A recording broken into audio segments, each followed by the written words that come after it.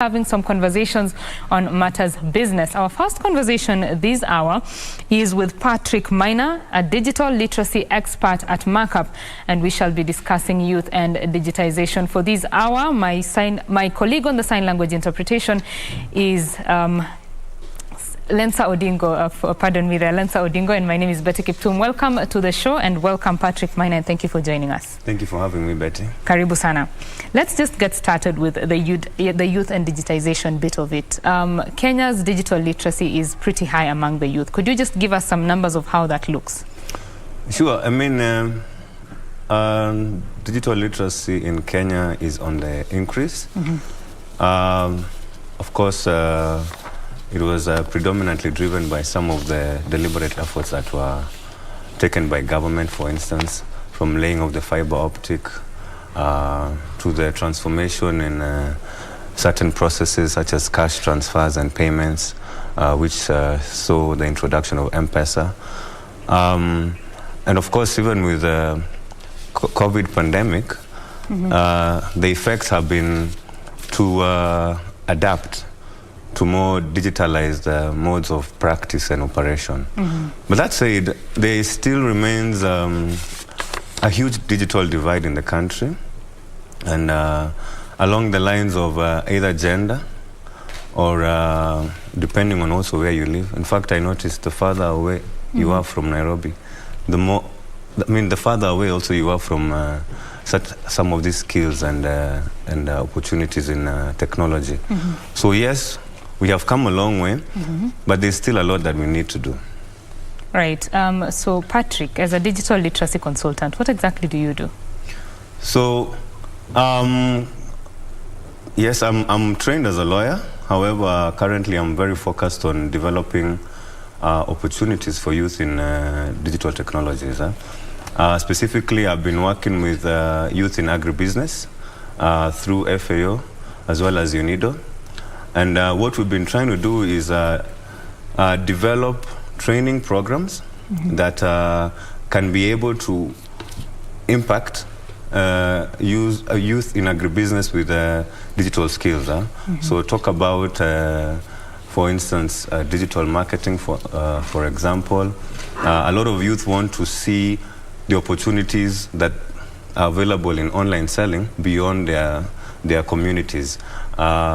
Also, we've tried to give them skills, and as far as business registration services are concerned, the government is pushing aggressively the e-citizen platform for that.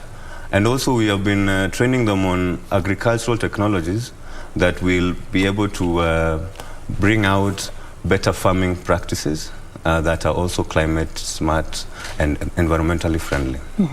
When you talk about digitization in agriculture, I mean, there's a problem in terms of the youth venturing into the agriculture sector. The average age of a farmer in Kenya is about 63. So there's quite a problem in terms of attracting the youth to that sector. Is digitization the way to go? For sure, Betty. You know, I think some of the statistics indicate over 1 million youth come into the job market every year. You think of high school, TVET level, degree level. And then on the other side, you look at the employment opportunities, it's like they're dwindling, they're narrowing down. So, and also the population indicators show us that the majority of the population, including youth, reside in the rural areas. So definitely digitalization can be sort of like the trigger to incentivize as many youth as possible into the agribusiness space. Because again, you look at youth in Kenya, they are very exposed. Definitely they are very active on online platforms like social media. A lot of them at least have a mobile phone device, whether it's a smartphone or a feature phone. And again, like you mentioned, because the older generation that has been in the agriculture space is now moving out of it, predominantly due to age, then it is very important to see how we can link youth with employment opportunities in agribusiness based on some of the technologies that they use on an everyday basis.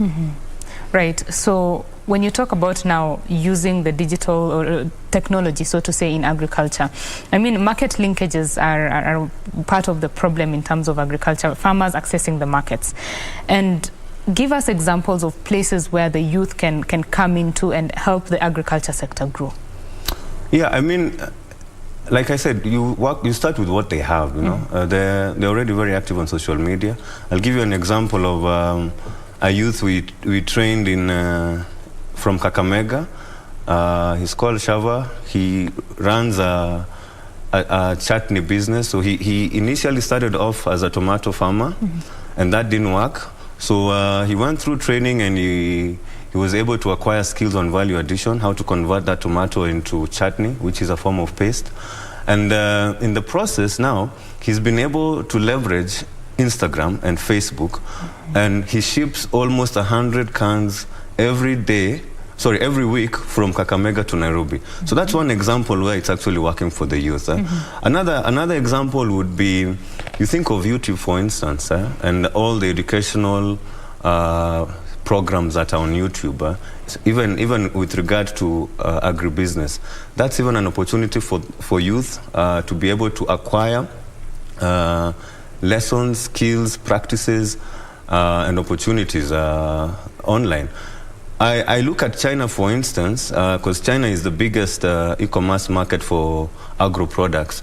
And predominantly farmers sell online through live streaming.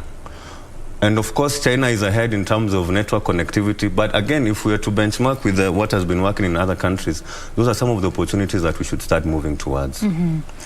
For a young person who is watching right now, you said you work with FAO, you've worked with FAO before. What opportunities are there for them? So for instance, government and also with the non-governmental organizations have been running a lot of programs to create awareness and provide training on digital literacy and digital skills. FAO, for instance, had a program called Opportunities for Youth in Africa, OYA. And one of the aims of the program was to train youth in different value chains on digitalization skills as well as entrepreneurship skills. You look at UNIDO. UNIDO is driving a program called Markup Kenya.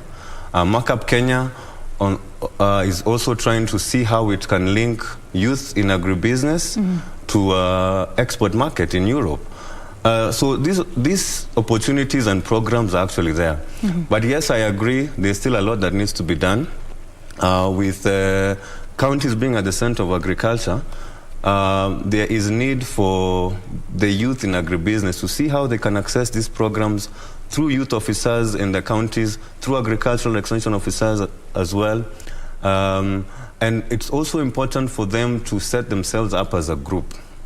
Because it's easier to identify a group of farmers who are in a particular value chain than selecting individual youth farmers. Yeah. When you talk about now skilling the youth with digital skills, apart from, or rather, aside from agriculture, all other sectors require the digital skills right now. So what is the importance of upskilling the youth in terms of opening up opportunities for them, both locally and globally?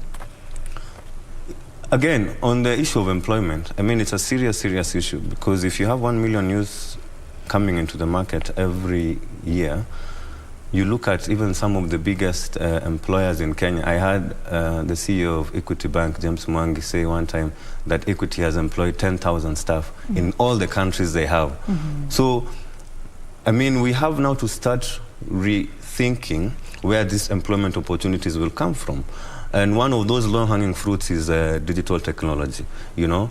So if we can upskill them, say, on digital marketing, for instance, and you remember during COVID, especially at the start of COVID, almost everyone was selling everything online, whether it's WhatsApp, Facebook.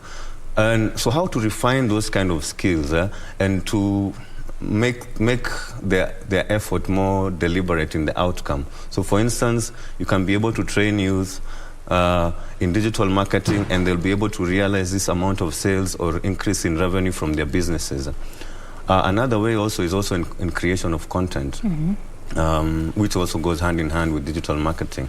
But again, you want to train youth in how that content should look like, you know, what kind of message they should be pushing out to the intended customer or the existing customers. You look at also technology applications. You have the issue of, the opportunity of mobile application development. That's also an area we can look at. But importantly, there is no one-size-fits-all for the youth in Kenya as far as digital skills are concerned. Because, for instance, you will find maybe here in the cities, the uptake is very high, the exposure is a lot. But then you go somewhere like Turkana, where predominantly everybody has what we call a kabambe phone. So now those ones, again, might not have the level of exposure, but they are still as eager. So how do you first identify the gaps that a particular group of youth wants to be addressed, and then work with them to come up with a solution for that, so that you are not picking something from one place and trying to see if it can work with another group of youth without necessarily doing your due diligence. And again, when it comes to digital skills, you know, they can either be at the basic level, because there are those who have never interacted with an electronic device. So those ones need to be acclimatized in training, how to use a computer, how to use various basic software, such as Word. And then there are those who want intermediate skills, how to use some of these mobile applications, you know. I see even right now, because we've been working predominantly in agribusiness, there are apps that can allow you even to lease a tractor for 1 hour without you necessarily having to own one. And then, again, on the level of skills, you will find that there are those now who want advanced skills, you know, whether it's programming, whether it's cybersecurity. So identify the gaps and the challenges, and be very intentional on the kind of programs now you want to introduce to provide solutions for the youth. And could you mention some of these programs that maybe you now apply for those who are looking for advanced skills and also the beginners? How different do they look? On top of my mind, I would say Ajira Digital. Yes. Government, like I said, has also been very aggressive in pushing that. How Ajira works is you can either register online or go to an Ajira center where they have different training programs. They will have programs on training on virtual assistants, being a digital marketer, and others as well. And then what is also important about Ajira is beyond the training, they try to link you and match you with job opportunities. So that's one example. I also mentioned programs specific to the ones we have worked with, such as FAO's Opportunities for Youth in Africa, as well as UNIDO's Markup Kenya. So the opportunities are there. I think the challenge now we are having is, so what happens beyond the training, for instance, you know? And one area we've been able to identify that needs a lot of attention is the area of mentorship. So beyond the training, try to see how much impact that training has had on the youth who has undergone the training, and see even how can you match those skills with opportunities around them. So, but let me encourage the youth to also lean into these opportunities. Yes, it's important for different players and partners to come up with these programs, but if the youth are not driving themselves towards these opportunities, it might not bear as much impact as we intend them to have. The World Youth Skills Day is coming up. Could you just tell us something about that? And also, you'll answer that question in just a little bit. I'm informed that we are headed to Nyali now. We want to take you to Nyali, where the Azimio la Umoja team is having its campaign. Our reporter, Junei Karisa, is on that bit. Junei, what is the latest from Nyali? Good morning, Betty. We are coming to you from Nyali. This is the third day that the Azimio flag bearer Raila Odinga will be continuing his coastal tour. Day one was in Taita Taveta. Yesterday we were in Kwale County, and today he is staging various rallies here in Mombasa County. The first stopover here is Kengeleni, and he will be addressing the residents of Kisauni and Nyali. Thereafter, he will be proceeding to Sabasaba, Changamwe, and finally the major rally in Jomvu, where his host Badi Twali will be waiting him. I'm joined by Nyali candidate for the ODM ticket. Just give us a feel of what the grounds that anticipate, what are some of the agendas that they expect from the flag bearer to touch on or to address his people. Karibu sana Saido. Leo ni siku muhimu, nyinyi kama wana ODM mnatarajia nini kutoka kwa kinara Raila Odinga? Asante sana. Leo wakazi wa Pwani na Mombasa kwa jumla wanategemea kumsikia Raila Amolo Odinga. Yale yote amekuwa akiongea katika taifa hili, yale yote amekuwa akiongea akizunguka katika maeneo yote ya taifa hili. Leo watu wa Mombasa wanataka kumsikia awaelezee ni nini ambacho anataka kufanyia watu wa maeneo ya Mombasa. Tunatambua amezungumza masuala ya inua jamii, pesa mfukoni. Tunatambua amezungumzia mambo ya universal health care. Tunatambua baba care. Amezungumza eradicating of poverty. Tunatambua amezungumza mambo ya free education. Tunajua amezungumza mambo ya vocational training, skills and youth. Tunatambua. Kwa hiyo leo tunataka tumwambie sisi viongozi kwamba haya yote amekuwa akizungumza katika taifa hili.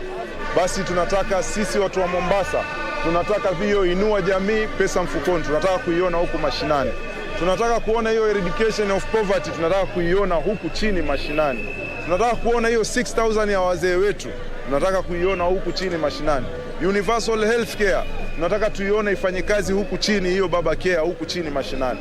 Hilo ndo la msingi ambalo leo tunataka Raila Amolo Odinga aongee, tumsikie, wananchi wamsikie wenyewe, wajue ni kweli yale yote ambayo amezungumzia katika manifesto yake.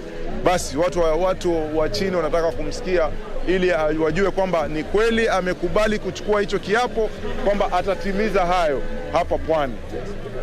Pengine nikuulize, jana ulisikia koti iliweza kuamuru kwamba anayewania na tiketi ya Wiper Mike Sonko aweze kujiwasilisha mbele ya IEBC kuona kama ataweza kupewa cheti chake. Je, imewatia tumbo jote nyinyi kama wana ODM na wana manake yeye yupo Azimio, lakini nyinyi ambao gavana wenu pengine ni Abdul Swamad Sharif Nasir, mtawaambiaje wanaofuata?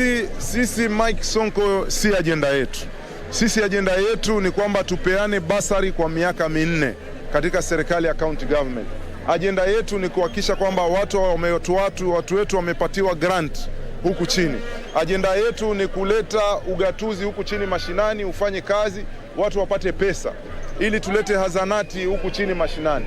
Kwa hiyo Mike Sonko whether atasimama asisimame, hiyo sasa yeye ataangalia yeye, lakini sisi tuna wajibu wa kufanyia kazi watu wetu huku chini mashinani, kwa sababu unemployment rate iko juu. Tunataka kuona miundo msingi huku chini. Tunataka tuone kwamba watu wanapata zile basari huku chini. Tunataka tuone kwamba wazee wetu tunawapatia kazi wanafanya huku chini. Hiyo ndo la msingi ambalo sisi tunataka ndio agenda yetu. Siku zimesalia bado 20 na kitu hivi. Je, wewe kama mgombea anayewania kiti cha Nyali, je, uko tayari na pengine una tumbo joto zozote kwa kuhusiana na uchaguzi unaokuja? Mimi sina shida. Mimi nimetembea, nimezungumza, nimewaambia watu wa Nyali kwamba sera yangu ni Nyali for Nyali. Ile pesa ya Constituency Development Fund, nataka watu wa Nyali wao wenyewe wafanye kazi zile project za Nyali. That's why nasema ni Nyali for Nyali. Project yote ambayo tunaleta mashinani tunawapatia wao kipaumbele. Kama ni kazi za supplies tunawapatia wafanye. Kama ni kinyamama watatengeza zile outfitters ya zile shule ambazo tutakuwa tumeweka huku chini. Wao ndio watakuwa wanashona zile uniform katika shule zile ambazo tumeleta huku chini. Kama ni pesa za grant tunataka tupeane huko. Hiyo ndio kitu ambacho tunataka tufanye huku chini mashinani. Asante sana. Betty Kiptum, we expect the arrival of various coastal leaders from this region, led by the Mombasa governor, who's sitting in office, Hassan Joho, to arrive with the Azimio flag bearer Raila Odinga. He is expected to do 3 stopovers before proceeding to Jomvu, where he's supposed to do the mega rally. As I said earlier, this is the 3rd day that the Azimio coalition has pitched camp here at the coast region just to try and harvest the 1.3 million electoral baskets to ensure that this one remains.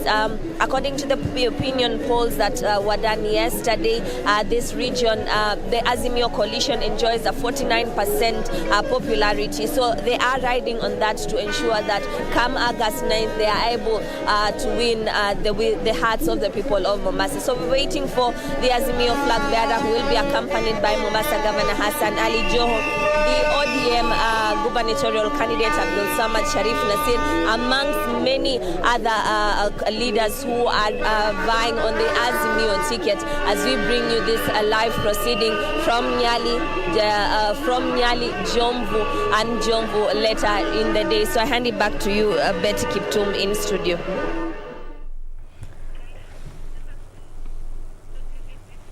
Thank you very much, Junei Karisa, coming to us live from Nyali there. The Azimio la Umoja campaigns 25 days to the August 9th general elections. Of course, the campaigns are ramping up on all the parties that are running for various offices, and Raila Odinga is expected there at Nyali and later in 2 other locations in Mombasa to just complete his 3rd day of campaigns in the coastal region. Junei Karisa will be giving us details on what is happening on that bit. Here in studio, we are having a conversation about youth and digitization, and I am with Patrick Maina, a digital literacy expert at Markup, and we are discussing the youth and digitization. Patrick, before we went to Junei Karisa in Mombasa, I was asking you about the World Youth Skills Day that is coming up. Could you just take us through when that is and what to expect on that day? Thank you. The World Youth Skills Day is organized by the United Nations every year on the 15th of July. The idea behind this day is to create awareness on skills and opportunities that the youth can leverage, as well as celebrate those youth who have actually gone ahead and taken up skills to create either sustainable income for themselves, as well as create an impact in their society. You know, I mentioned mentorship earlier, and one of the surest ways that youth can learn is from each other when we talk about peer-to-peer learning. And so if youth can be able also to see from other youth who have demonstrated exemplary skills in their areas, as well as from professionals in various industries, that will also accelerate a lot of the transformation for youth in this country. Apart from the various initiatives that are ongoing by the government currently, the camps that are running for presidency have both indicated there are different ways they want to leverage on the youth. As a digital literacy expert, what do you foresee for the youth? I mean, when you look, I'm sure you've looked across the manifestos specifically in terms of the youth. What do you foresee for the youth from the pointers you get from those manifestos? You know, I think the youth in Kenya have been disillusioned to the extent that, you know, you're told to go to school, usome, kwa bidii, on the other side utapata kazi, but then that's not what has been happening. And again, this is not specifically in Kenya, even worldwide. So I think the political players need now to see and listen to what are these gaps that the youth want to be resolved using technology, for instance. And again, this also goes back to addressing some of the challenges that they are facing. You look at the issue of connectivity, for instance. Like I said, the farther away you are from the cities, the farther away you might be from connectivity. And while the government, yes, with partners in the telco space have done a lot, there's still much more that can be done. You look also at the cost of devices, because that is predominantly how most of us access the internet. They are still high. I came across an indication that they are going to increase taxes on smartphone devices coming into the country, but yet we are not producing them locally. And you look even at the cost of data and the cost of internet services. So those are a hindrance for youth to explore digital opportunities. Again, also on the issue of digital literacy skills, there's a huge assumption that because we have smartphones, we have phones, we have laptops, some of us, that now we are digitally literate. But that's not the case necessarily. So because when you look at digital literacy, like I said, is you want to impart skills that create now opportunities that now the youth especially, and women as well as certain marginalized groups, can be able now to live off, sustainably. So if, the political players, as they're developing their manifestos or as they're going to the ground, let them see how they can address some of these gaps, even as they plan to take us through this transition politically. Quite a number of young people have startups, tech startups, so to say, and Kenya has been attracting quite some funding on that front in the past few years. There's a map I saw. I think we come second to Nigeria in terms of the funding, the startup funding that we have attracted, that Kenya has attracted. How can Kenyan startups package themselves so that they are more marketable globally and they can even attract investors? Yeah, Kenya is very, very, very ripe with a lot of brilliant innovations. However, there's always a challenge when it comes to the issue of intellectual property, for instance, which means the protection of the expression of certain ideas or innovations. And they cut across from copyright. Copyright, for instance, relates to literary materials. Think of books, think of business proposals, think of formulas, as well as business plans, and music also falls under copyright, as well as artistic work. And that is run by the Kenya Copyright Board. Last year, the president launched the National Rights Registration Portal. And for 1 year, they have been doing free registration of copyright. I think they just started charging fees this month. Again, that should not be restrictive, because I believe if you have a good innovation, you should go ahead and see how you can get protection for it, so that now you can be able to exploit. Another area would be the area of trademarks, still under intellectual property. So there's copyright, there are trademarks. Trademarks now protect logos, designs, and then we also have patents. Patents are very specific with certain innovations that are novel, very new, so to speak. And so when you look at youth coming up with these innovations, it's very important that we see how to protect these innovations before we launch them into the market. That's the only way even to position ourselves globally, because as we speak, China and the US have the highest registration of patents in the world. And again, you see where those countries are. So innovation also speaks to the direction a country is taking, even economically. So if we start with that also, and protect youthful ideas, youthful innovations, then along the way we'll start seeing a lot of impact. I mean, you've talked about startups. Startups are there, yes. There are a lot of players coming into the market, but there are still certain things that entrepreneurs need to know before they even accept funding, There's also the issue of contract management. Once a contract is placed on the table, can you be able to interpret what are some of the provisions that are in there? So these kind of skills are very important. And they are relatable, like you said, to different sectors, whether it's agribusiness, whether it's the tech startup space. But we have to be all hands on deck to see how we can create the most opportunity for youth in these spaces. You've mentioned the issue of being alive to, the knowledge that you need to have as an entrepreneur. There was a report released yesterday. I think FKE, the Federation of Kenya Employers, said that small businesses in Kenya are not adopting technology as fast as they should, and it's part of the reasons why they die before their third birthday. Of course, away from the other business challenges that they face. There are some small businesses that maybe don't want to go online because of competition, so to say. For instance, there's a store that I once went into. They sell great clothes and clothes that target the young people. The young people, most of them are shopping on Instagram or online. They're not coming to the store. They are getting their stuff delivered. So I asked the owner, why are you guys not on Instagram?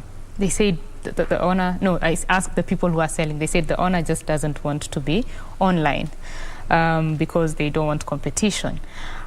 What can you tell businesses or business people who have such a mindset, especially in this time and age? I don't know whether the shop you had visited are scared of KRA, but because they've been very aggressive even online. Mm-hmm. But again, that should not be a hindrance or a point of fear. If you have a good product, you put it out in a competitive market and see how you do against others. And beyond the product, there are other things like customer service. There is in fact, the internal things like business management. Mm-hmm. So those who are still skeptical about going online, I think it will be easier for them to start adapting, mm-hmm. Because eventually I believe almost every other business will have an element of digitization. Mm-hmm. And with KRA or not, mm-hmm. I believe there's still a lot of opportunities online.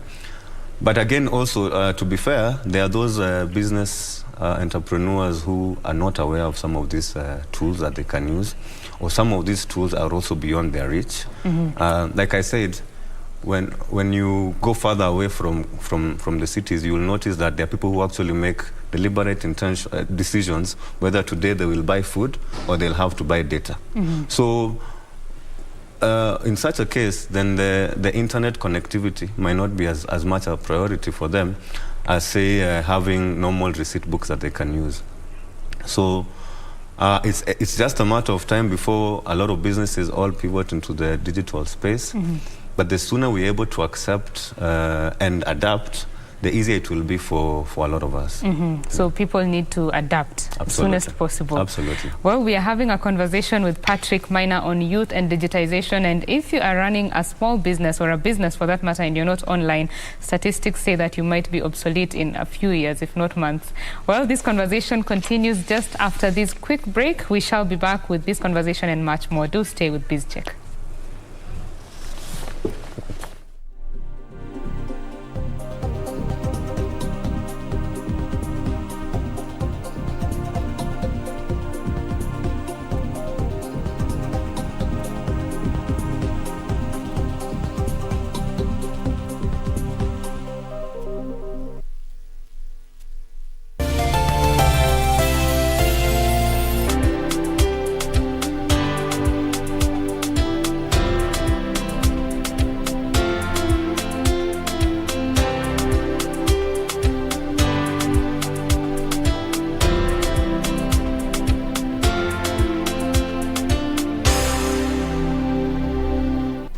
Do you have a news story to share with KBC? Get in touch swiftly on email news@kbc.co.ke or call 0723-892-654 or 0734-780-124.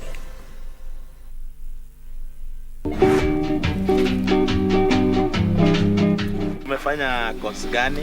I'm a computer engineer. Computer engineer. Yes. Amesoma. Sasa kama yeye ni wito, mimi ndio mama, mimi ndio baba. One week to the wedding, msichana anakuja, analia nini? Sipati kijana. Unasema unaishwa wapi kwanza wewe? Kileleshwa. Kileleshwa. Mimi nishikanyanga kileleshwa. Hata unajua kileleshwa ni wapi? Wewe mzee, Mimi nilikuja na account nikafalisha mtoto yenu aolewe. Sasa pre-wedding nani alienda nayo? Na wewe ndio ulikuwa treasurer. Alikwambia anaitwa nani? Brian Matisia. Lakini amekwambia yeye ni nani? Peter Musa. Wewe mama. Nebukadneza na Habakuku ni sisters. Basi hawa ni marafiki hawajuani. Hawatakuona. Hiyo yote ni yako naye. Haya. Kijana, he has broken the heart of my daughter.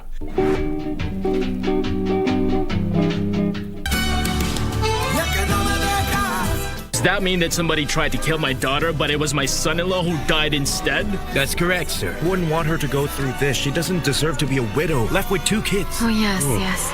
Unfortunately, that isn't the way things are. I can't accept that. I can't accept that. I simply won't do it, no.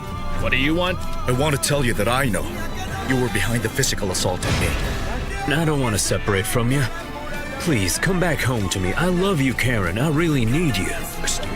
My wife is a murderer.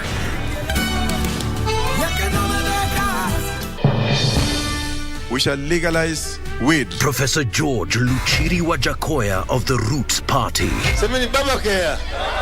Babakea. Raila Amolo Odinga of the Azimio la Umoja One Kenya Party. Unajua mimi sina pesa ya serikali ama ya kashfa. David Mwaure Wahiga of the Agano Party. And Hakuna kura ya Hasla Mutaiba. William Samoei Ruto of the Kenya Kwanza Alliance. Presidential Debate 2022. Do not adjust your sets.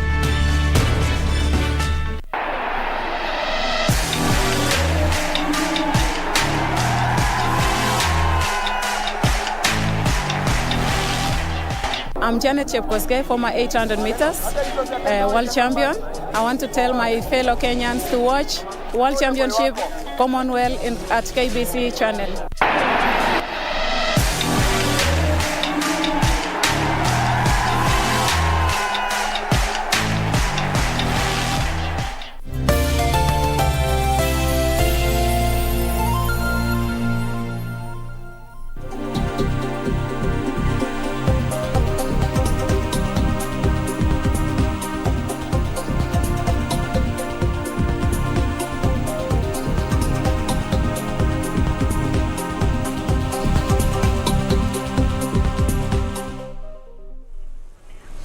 Thank you very much for staying with BizCheck here on KBC Channel 1. My name is Betty Kiptum and Caroline Joroge is my colleague on the sign language interpretation. Here in studio, I'm having quite an interesting conversation with Patrick Maina. He is a digital literacy expert at Markup, and we are talking about just how the youth can get digital literacy and how they can leverage that to earn a living. Thank you for staying with us, Patrick. Thank you for having me again. Right. We were talking about businesses and taking up the use of digital technology, so to say. So there is taking up digital technology, and then there is using it, leveraging it now to grow your business. Mm-hmm. How can businesses do that? Yeah, so I think as a business, first identify what role do you want this technology to play in your business. Mm-hmm. Yeah? And is it urgent? Is it something that you can build towards in time? And then also look at what are some of the costs that come with this technology. Patrick, let me just cut you short a little bit there. We are talking about digital literacy, and we are sorting out the sound issue of Patrick Maina's mic there. He shall be coming to us in a little bit, but here we are having a conversation on matters the youth and digitization. Remember that young people in Kenya are being encouraged to take up digital skills to just make them more marketable in the job market from the millions or rather the thousands of Kenyans that are being churned out by public universities and private universities, the TVET institutions, many graduates every year coming into the job market. But to be more marketable both locally and internationally, you need digital skills. Remember that during the COVID-19 period, quite a number of jobs were lost, but some were also opened up in the tech sector, the world moved digital, most people began doing their jobs remotely, and just having skills such as conferencing, video conferencing is very important in this time and age to ensure that you're more marketable. Patrick Miner is talking to us about the digital literacy. Tomorrow is the World Youth Skills Day, a UN event or a UN celebration day, and it's just to ensure that young people are having the skills necessary to be competitive in the job market and to be able to earn a living, especially in this time when the economy, both locally and globally, has been battered by a number of issues, from COVID-19 in 2020, the Russia-Ukraine war this year. I mean, the economy has been quite battered, and just ensuring that people are more marketable in the jobs that are opening up is very important. Patrick Miner is back with us now. Patrick, you were saying? Thank you for rectifying that. Yes. Yeah, so when it comes to businesses and whether they should take up digital tools to support their operations or not, the first thing is they need to see what role they want this digital technology to play in their business. Because it could either be for marketing, it could either be to aggregate various operations, and then also they should check whether it is within the cost, the reach of their cost, and affordability is very important there, because you look at even a certain software called enterprise resource planning systems. If you're a kiosk, for instance, you might not necessarily use the same enterprise resource planner as maybe a multinational. And of course, the cost indicators are also very varied in both cases. And then also, you need to see whether you have the skills to operate this kind of system. So with those three, I think that can give you at least a start off to see what is applicable to your business. And again, the good thing is there are a lot of applications that are coming in different areas. So see which one also works best for your sector. See who else is using what system in the same. Say if you have a kiosk, for instance, visit your neighbor and see what are they using, say, for stock taking, and ask them what the experience has been like. So, and again, back to what I was saying about peer-to-peer learning, that can also help a lot. It can also help a lot. Well, for this World Youth Skills Day, that is tomorrow, what can Kenyans expect? What will be happening? How is it going to be celebrated? And just of what importance is it to the Kenyan people? I believe different organizations and agencies will have different programs going on. So I wouldn't say there will be one collective event. Okay. But what is important is the awareness that we need to create. Back to the point I was saying about youth being disillusioned, it's because sometimes they lack a skillful purpose. Okay. So skills that can validate that some of the purpose they want to pursue in life, skills that can help them generate a sustainable income, skills that can also create a ripple effect in their communities, in their counties, in their countries. So I think that should be the takeaway from the World Youth Skills Day, which is tomorrow, 15th July. But also, again, other than the awareness, we want to celebrate specific youth who have done very well, and there will be, I think, also different organizations will be putting them out and celebrating them and acknowledging them. So I think youth need to feel challenged. They should also be encouraged that these opportunities are not for specific people. They cut across board, and organizations are very much willing to come to the ground and to work with the youth and see how best we can uplift them into the employment space. We are talking about the World Youth Skills Day that is happening tomorrow, organized by the UN, the United Nations, and We are talking with Patrick Maina here in studio, a digital literacy expert.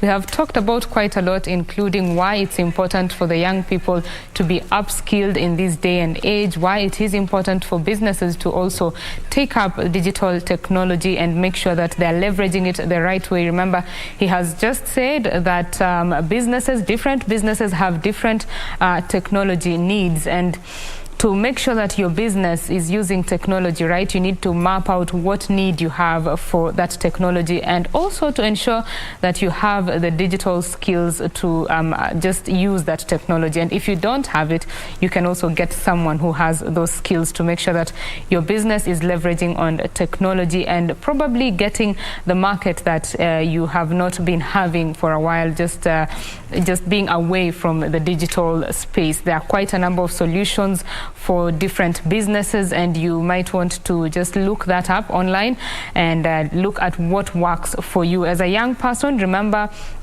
that every day, bettering yourself every day is often good for you. It will eventually increase your worth in terms of how marketable you are or how competitive you are in the market. So Patrick, as you talk about the young people and digitization, just talk to the general public, you know, someone who maybe did not grow up in the day of the digital age, and now they're in a space where maybe their job is becoming obsolete, so they need to upskill. What can they do to make themselves more marketable or more competitive?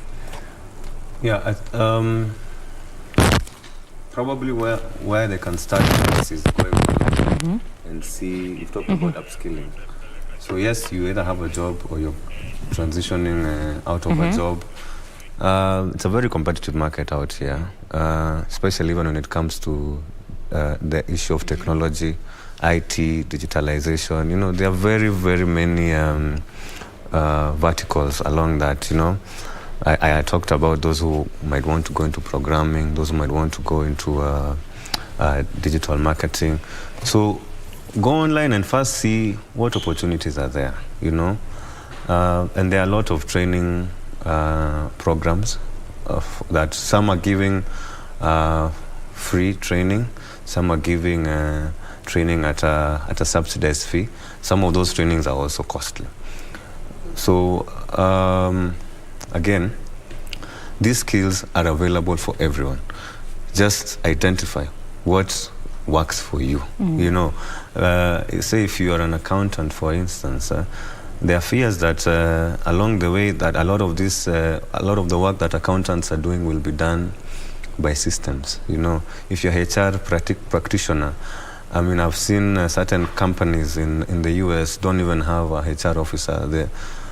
They just run it on a system, and that was quite interesting. So with digitalization, the reality is a lot of our jobs are at risk. I'm also a trained lawyer, and the president also launched digitalization of the land records, you know, whereas we were used to taking up these opportunities. So try to anticipate how the future will look like, maybe in 6 months, in 1 year. If COVID has taught us anything, is that don't be too comfortable. In fact, don't even be comfortable at all. And try to predict what can happen, and that will position yourself even for new opportunities.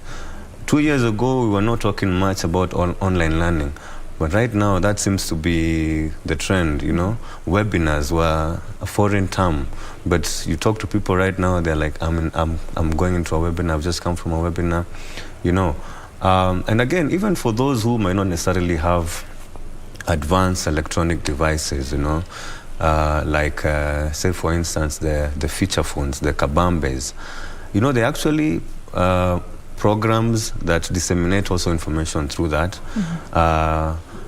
Because I have a bias for agribusiness, I'll talk about extension officers also relaying information to youth and women farmers, telling them what to expect in a certain season, telling them how to prepare via SMS, you know, so that they're not entirely locked out of the digital opportunities. So that's how it looks like. But again, with technology, it's not entirely possible to predict what will happen. But when you position yourself advantageously, then you become one of the initial people to benefit from opportunities that present themselves in the future. It's very important for opportunity to come when you're ready. Absolutely. Yes. Yeah. You've mentioned the issue of relaying information to the farmers, the young people and the women farmers. Kenya's production in terms of acreage per acre is very low. And most of the time it's because of lack of information on just the methods to use to increase the production. Do you think this is one of the solutions? Yeah, I mean, it's true that extensively Kenya is made up of small-scale farmers. So when it comes to small-scale farmers, there are very many challenges that come with that, you know, especially if you're looking at the scalability of the agribusiness projects, as well as even the sustainability. So, be that as it may, we don't want to say that small-scale farmers are the reason for the challenges we have. In fact, no, we want to celebrate them. But also, what we need to do for small-scale farmers is to move away from the traditional farming practices. You know, agriculture is one of the biggest contributors to carbon emissions, which now affects the climate. But how can we now improve farming practices? And, you know, typically when somebody thinks about a farmer in Kenya, you know, you have that image of the lady amejifunga kitambaa, amebeba mtoto kwa mgongo na ameshika jembe. And that is now agriculture. But now we are trying to transition more into agribusiness, where you can actually make a living from this. So for small-scale farmers, we should introduce them to value addition as well. Like the story I was giving about the youth in Kakamega who, instead of just growing tomatoes from a greenhouse farm, you go ahead and see, from these tomatoes, what else can I be able to get out of this? Because in the process, you will realize that your margins will also increase. There are quite a number of programs that are helping in value addition. KIRDI, the government organization, agency has been very active in that. In fact, KIRDI has an incubation program where you go into the program, to the incubation program, and then they train you, and they, in addition to just training you, they even link you with licensing. They help you get KEBS certification. They help you register intellectual property. They help you register your business depending on the type of business you have. So small-scale farmers should only be encouraged with new opportunities that could consequently help them earn more from what they're doing. And for the young people who are looking to venture into that direction, what advice do you have for them? I mean, it's the place to go into right now, because with such abundance of arable land on one hand, and with dwindling employment opportunities on the other hand, definitely there's a lot to explore in terms of agriculture. And what is also encouraging is so many partners are coming in right now into the agribusiness space. A lot of funding is coming in, even for youth farmers, women farmers. So you find organizations like MasterCard Foundation are also trying to invest in agribusiness and see how they can give loans to youth.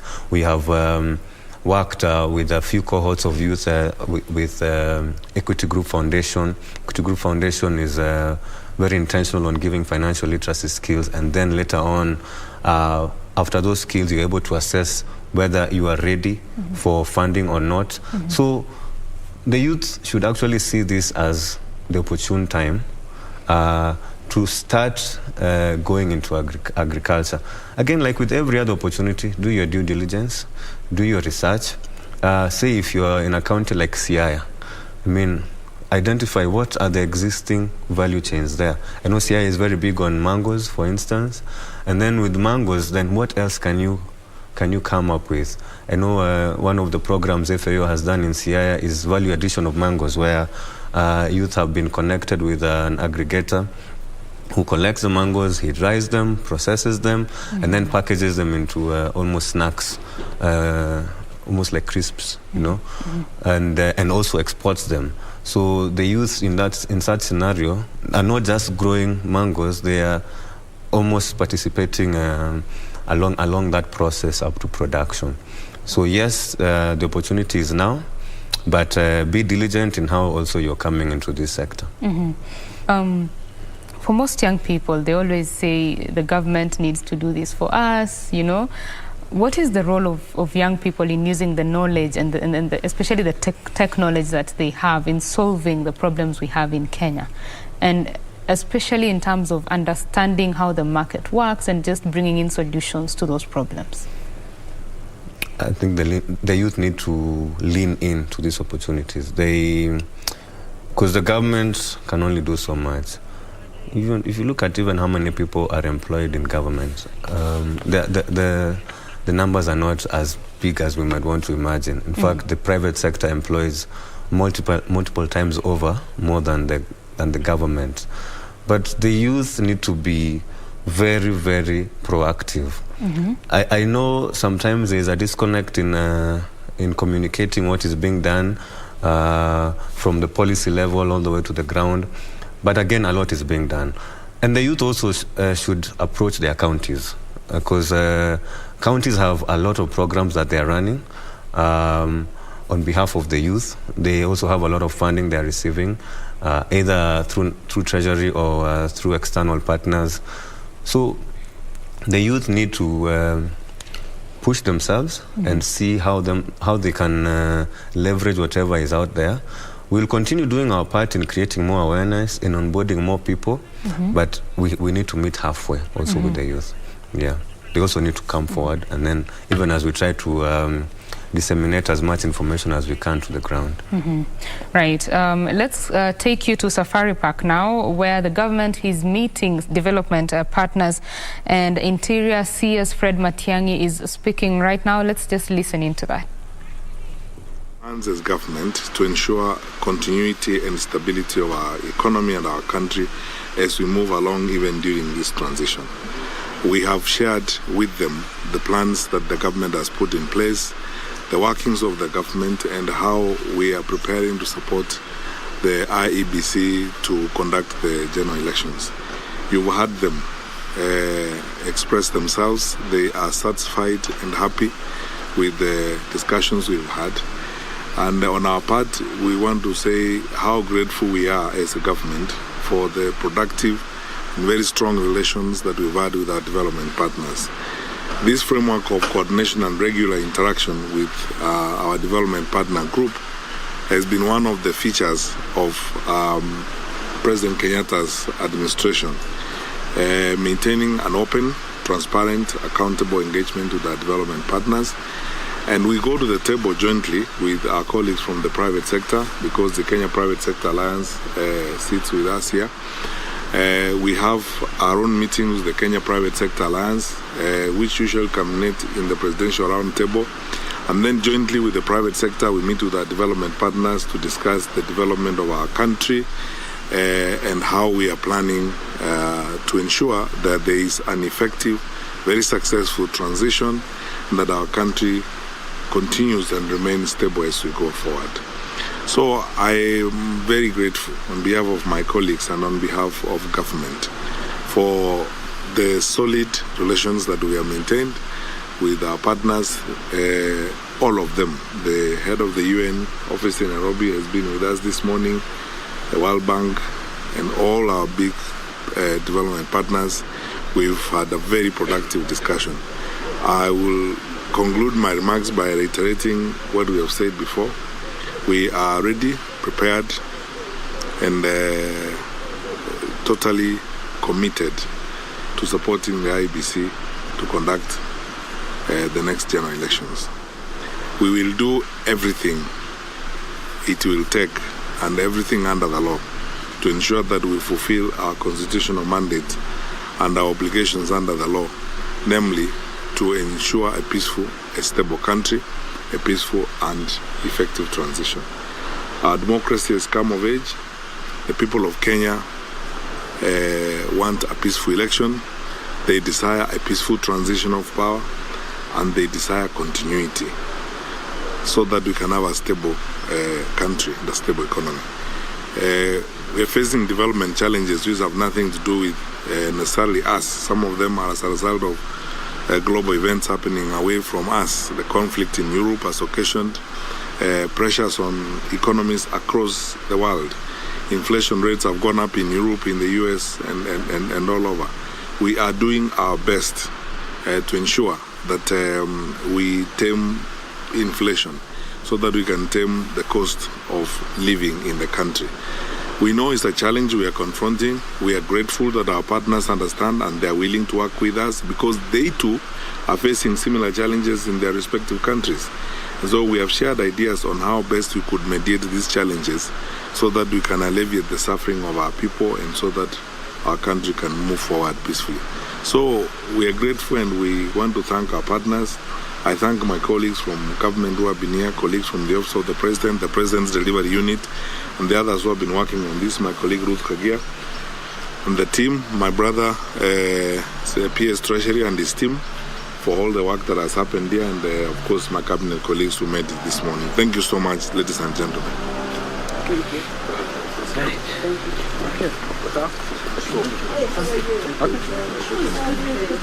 Interior Cabinet Secretary Fred Matiang'i there speaking after a meeting between the government officials and development partners discussing quite a number of issues, including how to ensure that the August 9th general election is a peaceful one and that the country remains stable after the elections, as well as to ensure that there is peaceful transition. He has also talked about the issues facing the global economy in terms of the challenges of the Russia-Ukraine war and how that is impacting inflation across the globe, including Kenya, and saying that those discussions included just ideas on how to deal with those challenges and bring the cost of living down. Beatrice Gatonya is on that bit. She shall be giving us a detailed report on that particular meeting a bit later. But here in studio, we are having a conversation with Patrick Maina. He is a digital literacy expert at Markup, and we have been talking about the youth and digitization. Patrick Maina, as we come to a close of this conversation, I'll give you just 1 minute to give us your closing remarks. Sure. I mean, digitalization is a complex issue. There's no one size fits all. What a youth in Turkana might require when it comes to digitalization may not be necessarily what a youth in Nairobi might require. So we need all hands on deck. And we need people to stop operating in silos. I know there are a lot of programs going on, but there's need for synchronized effort. We reduce what we call touch and go programs. You know, okay, fine, we have come, we have trained, we have left. Then what else? So let's put them through a system where from training to mentorship to transitioning into the job market, players are involved along the way. And I believe this will certainly create a difference for our youth in this country. Very important. Thank you very much for sharing your thoughts with us. Asante sana. I have been speaking with Patrick Maina, a digital literacy expert at Markup, and we have been talking about the youth and digitization. That has been our conversation for the past 1 hour. In the next hour, we shall be talking about the state of Kenya's economy, just how it relates to the global economy, its challenges, and what can be done to bring the cost of living down, if it is possible. That conversation is coming up with Professor Jim McPhee. He is an economist and lecturer at Strathmore University. Just after this short break, stay with this check.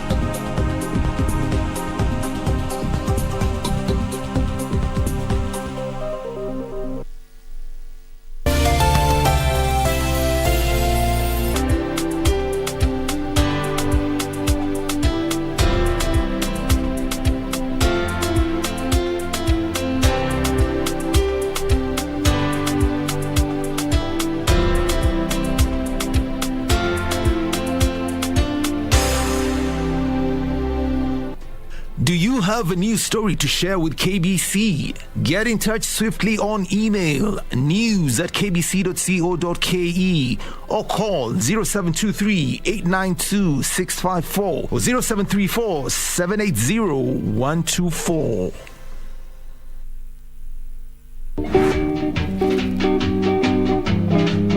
Umefanya course gani? Ama computer engineer. Computer engineer. Yes. Amesoma. Sasa kama yeye ni wito, mimi ndio mama, mimi ndio baba. One week to the wedding, msichana anakuja, analia ni nini? Sipati kijana. Unasema unashwa wapi kwanza wewe? Kileleshwa. Kileleshwa. Mimi nishikanyanga kileleshwa. Hata unajua kileleshwa ni wapi? Wewe mzee.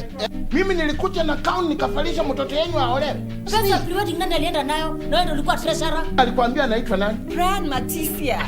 Lakini amekwambia yeye ni nani? Peter Musa. Peter Musa. Wewe mama. Nebukadneza na Habakuku ni sisters.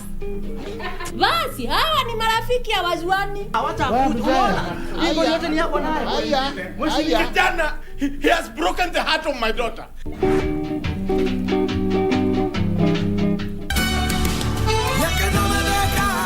Does that mean that somebody tried to kill my daughter, but it was my son-in-law who died instead? That's correct, sir. Wouldn't want her to go through this. She doesn't deserve to be a widow, left with 2 kids. Oh, yes, yes. Unfortunately, that isn't the way things are. I can't accept that. I can't accept that. I simply won't do it, no. What do you want? I want to tell you that I know you were behind the physical assault on me. I don't want to separate from you. Please, come back home to me. I love you, Karen. I really need you. My wife is a murderer.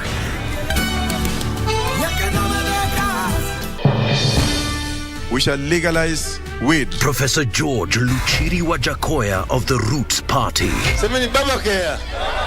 Baba kea.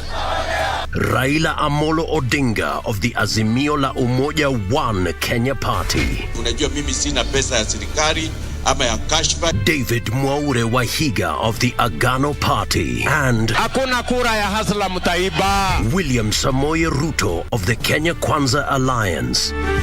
Presidential Debate 2022. Do not adjust your sets.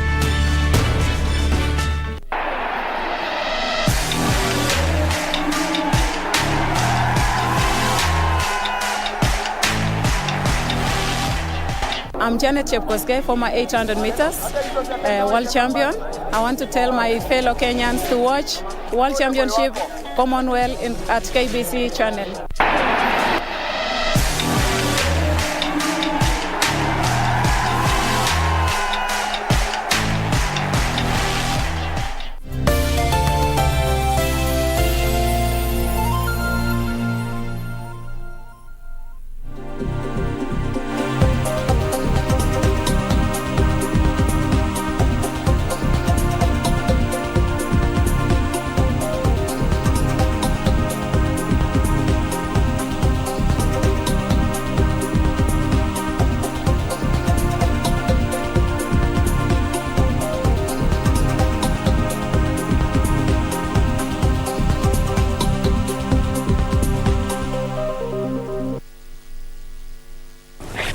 Thank you very much for staying with BizCheck this morning. My name is Betty Kiptum, and in the second hour of the program, we are going to discuss the state of Kenya's economy, how it relates to the global economy, and just how the local issues are going to affect our economy in the second half of the year. With me is Professor Jim McPhee. He is an economist and lecturer at Strathmore University. Welcome on set. Thank you very much indeed, Betty. Karibu sana. So let us just set the stage, because Kenya does not exist in isolation. Yeah, the global economy. Could you just take us through where the global economy is currently? Well, I think it's very important, you know, to keep in mind that the whole world is actually suffering at the moment. The latest figures for inflation in the United States is 9.1%. It was 8.6% in May. It's now at 9.1%, and it's probably going to go up. Fuel prices have gone down slightly, but in the European Union, inflation in Spain is over 10%. In the European Union as a whole, it's 8.6%. It's the highest that it's been for 40 years. So we're seeing inflation all over the world, and I think one of the things you've got to keep in mind is that 2 years ago, we were buying oil in Kenya at $37 a barrel. A year ago, it had risen to $75 a barrel. 2 weeks ago, it was $110 a barrel. That's the price of oil that we actually buy from the Middle East. Okay, our principal supplier there is, in fact, the UAE, the United Arab Emirates. We buy a particular type of, well, we buy petrol really because it's already refined. But I think it's important just to keep in mind that, in other words, the price of oil 2 weeks ago was 3 times what it was 2 years ago. And that's one of the reasons why we're paying in Nairobi 159 shillings and 60 cents a litre. Down in Mombasa, it's 2 shillings less. If you go in further inland, you go up to Busia, you go up to, let's say, Wajir or one of these places, it's going to be an extra 2 shillings. But I think it's also important just to keep in mind that, you know, for example, in Kampala, a litre of petrol will cost you 196 shillings and 196.50 Kenya shillings. If we go to Dar es Salaam even, 162.80. If we go to Kigali, it's 167.80. So the fact is that if we take the region, well, there's one exception actually, and I don't know how they're achieving this. In Addis Ababa, a litre of petrol will cost you 83.30. So how they achieve that, I just don't know. But it would be an interesting thing to have a look to see that. But, you know, now, don't forget, of course, if we take the country in the world, which is in a total mess at the moment, however, you can buy a litre of petrol in Venezuela for 2 shillings and 60 cents a litre. So, but, you know, you can't buy food there. You know, you have well, things are getting better in Lagos. We have a past student, Isabella Gaha, who actually is working with the United Children's Fund, okay, in Caracas, in Venezuela. But as I say, that's the cheapest in the world. But, you know, if you go to an oil-producing country, like, for example, Angola, the price there in Angola is 44 shillings a litre. It's in Lagos, it's an oil-producing country. They export their oil to Ivory Coast and then they re-import it, but it's then at 49 shillings and 30 cents a litre. But, for example, in Zimbabwe, a litre of petrol will cost you 233 shillings and 90 cents Kenya shillings. So, now, why is that important? Well, if you think about us living in Nairobi, but if, you know, we've got quite a number of people who will live between here and, let's say, Busia. All of what we actually eat almost, you know, not you know, we actually grow a lot of wheat down in Narok, for example. We grow a lot of maize up in Eldoret and so on.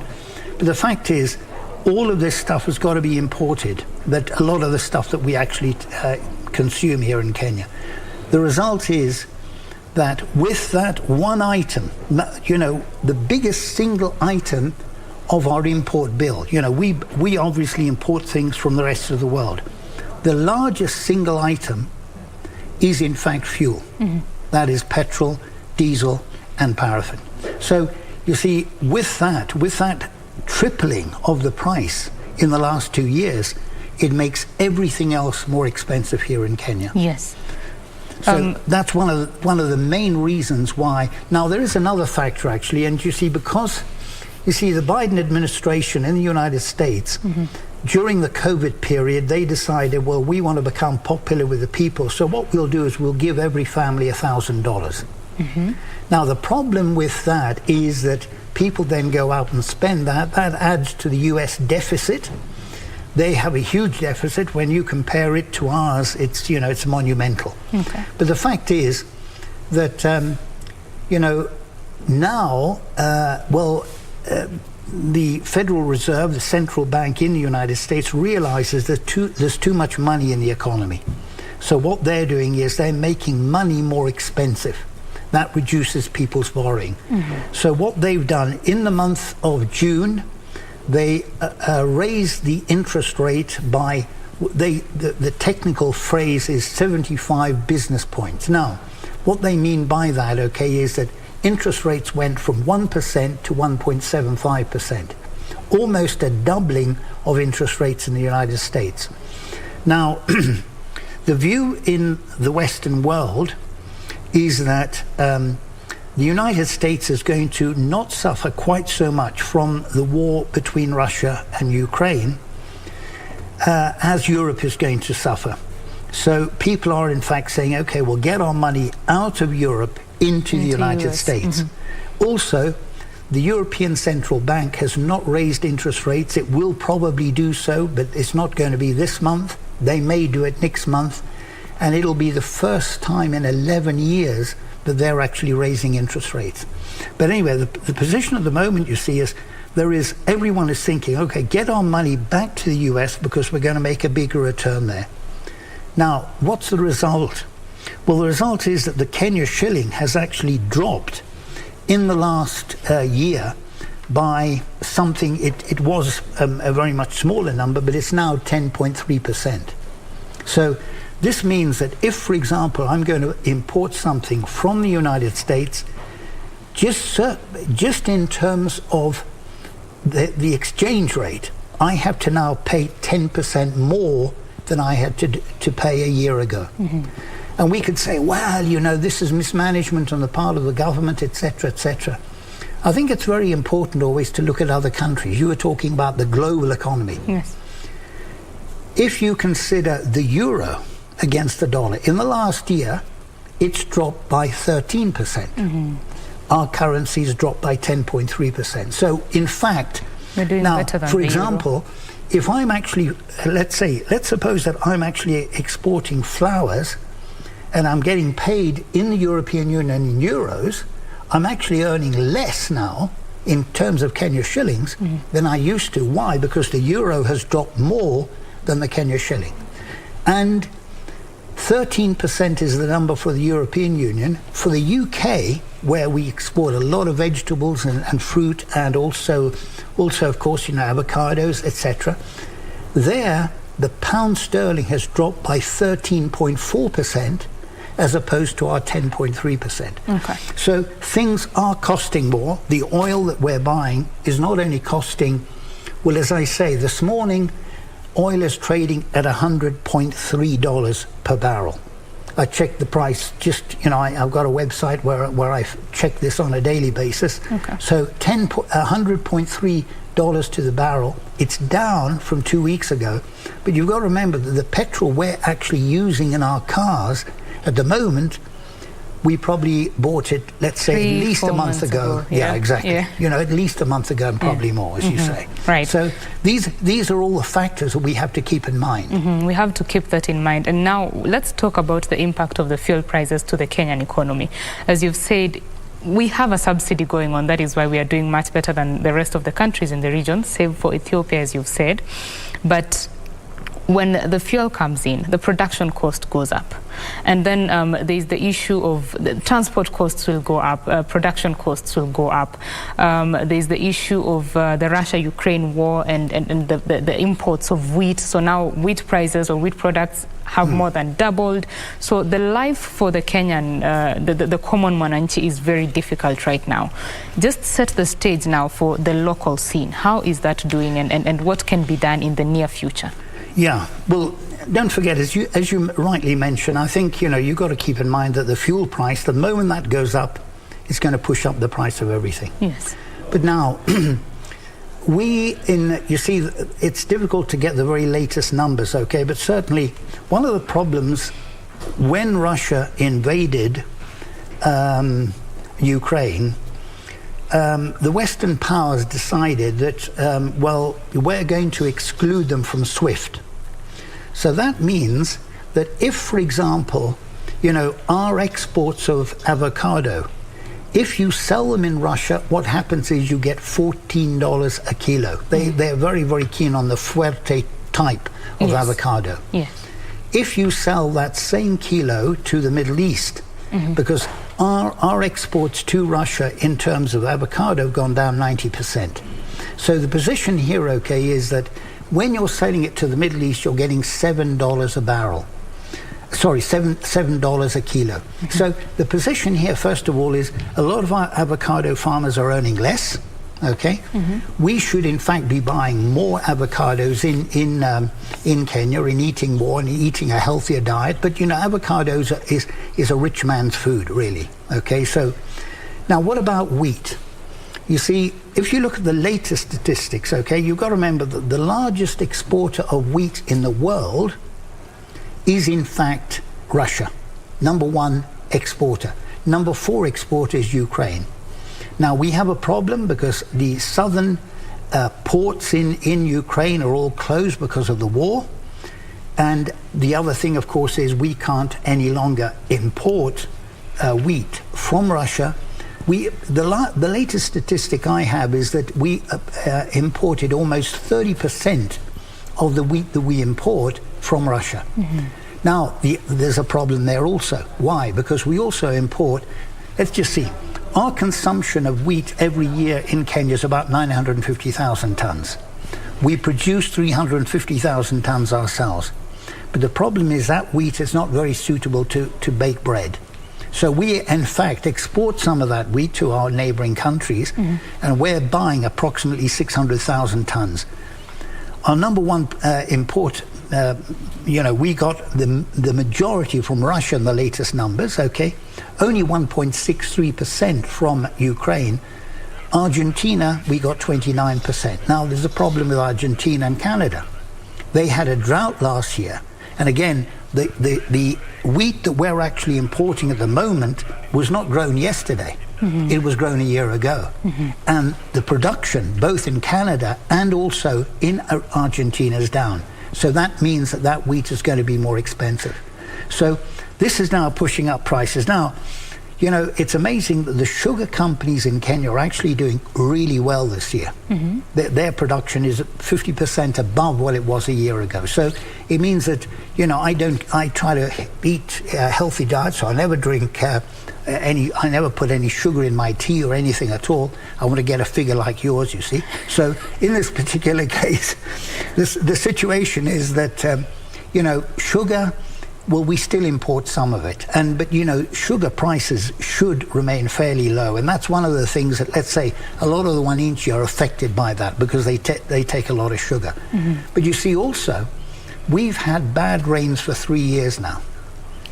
And the problem is our wheat production is more or less okay, but our maize production is down.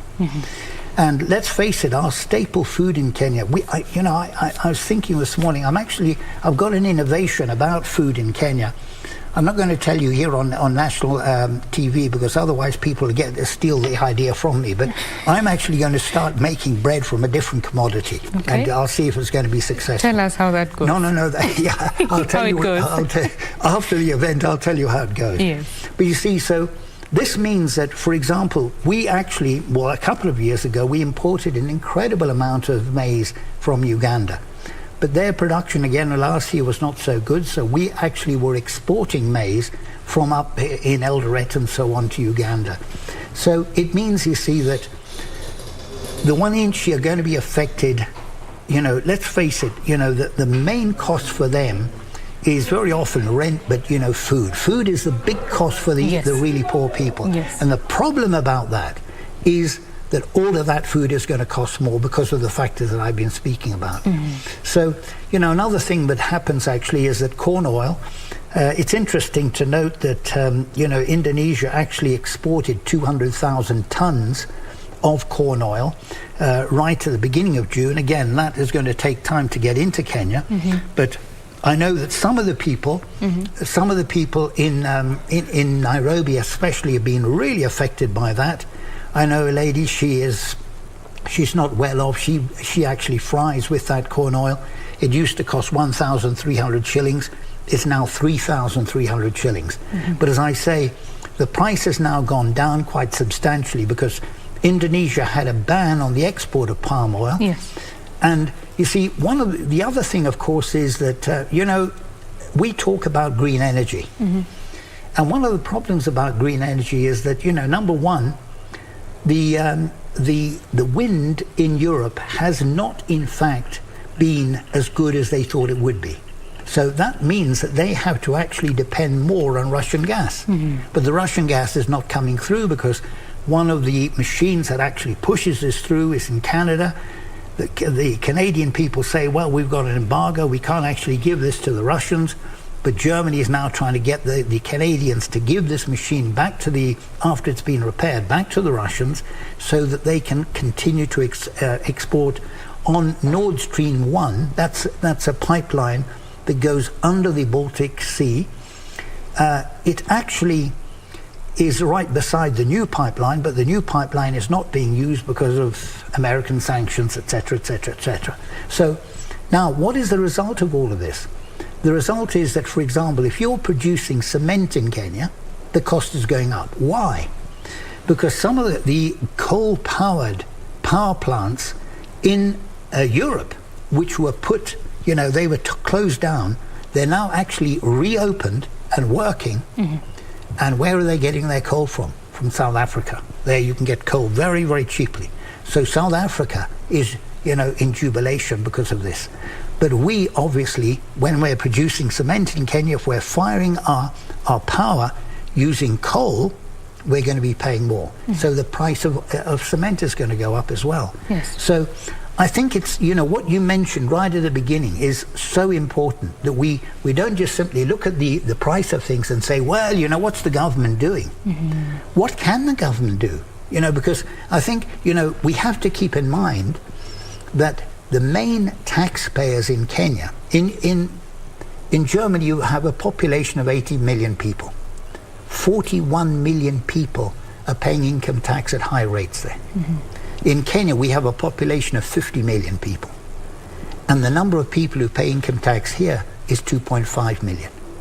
So, some people say, well, this is happening in Germany. Why don't we have that in Kenya? Well, you've got to keep in mind that the context is very different. Exactly. You've got to keep that very, very much in mind. Right. So there are a number of different factors at play here, and it's obviously making life very, very difficult for the Wananchi here.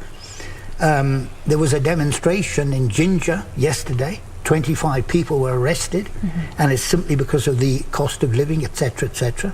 People in Busia were demonstrating as well. Give us ugali, unga, they're saying. But, the only thing is we have to keep in mind the government can't just simply wave a magic wand and suddenly produce everything at a lower price. Yes. There's a whole lot of, the whole machinery is working, and it takes time for things to be solved. Right. So when we've gone through all these factors, the global factors that are affecting our economy and the way we are relating to them, of course, businesses are currently impacted because people are not purchasing the purchasing power has gone down. Correct, because of COVID as well. Yes, COVID as well. Yeah. And then now the campaigns are going on. The elections is about 25 days away. How have the campaigns impacted business currently? Well, you see, you have to remember that, for example, I had a meeting arranged on the 3rd and 4th of August with two international investors. Okay. And they said, actually your election is coming up on it's the 9th, I think, of August. Yes. So, we'll come at the end of August. We're not going to come on the 3rd and 4th. Now, you must remember that in the year 2019, we had 2,250,000 tourists entering Kenya. They brought into Kenya 164 billion shillings. We then go into 2020 and we have the COVID announcement on the 13th of March. In the month of April, we had 9 tourists in Kenya. 9. So now you've got to keep in mind that, I was down in Mombasa a couple of weeks ago, and I was asking someone in the hotel, how's the hotel doing? He said, well, we got a lot of local tourists. Okay, a lot of tourists, they run seminars and so on down in Mombasa, and that obviously keeps those hotels going. But they have very, very few foreign tourists. Now, it's important to keep in mind, you see, that again, when tourism is really booming, it helps everyone in Kenya. You know, even the mama mboga, you know, you take Farmer's Choice will be producing more sausages, okay? The pig farmers will be able to do better, etc., etc., etc. All of these things have a knock-on effect. Yes. You'll have people, you know, employed looking after those tourists. The hotel industry is a big employer of people, okay? That has done really badly in the last couple of years, okay? And, you know, many of the hotels are just starting up operations again. If you go across to the Norfolk here, I think they're just beginning. They're just opening their doors almost at the moment. So the first thing to keep in mind that COVID had a terrible effect, and we all know that, okay? You know, almost 2 million people became unemployed just simply because of the effects of COVID.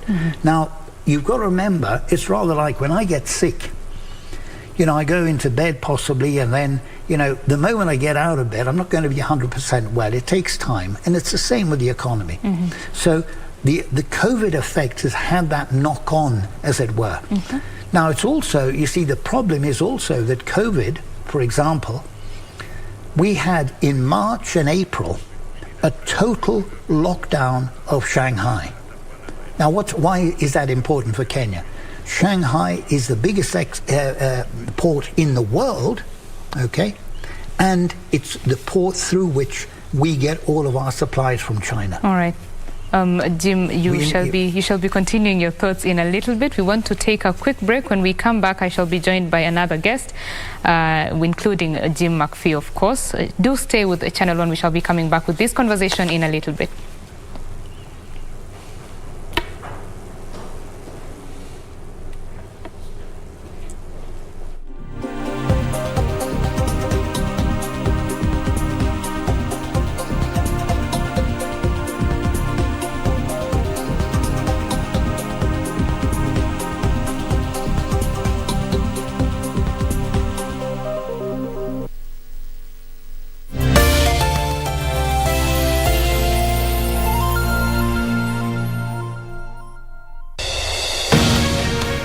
Gubernatorial race in Makueni County is on. Candidates are lining up to showcase their development agenda. Don't miss out this Thursday on 14th July. Tune in to KBC Channel 1 from 9:50 p.m. for a live Makueni County gubernatorial debate from Acacia Hotel, Watertown.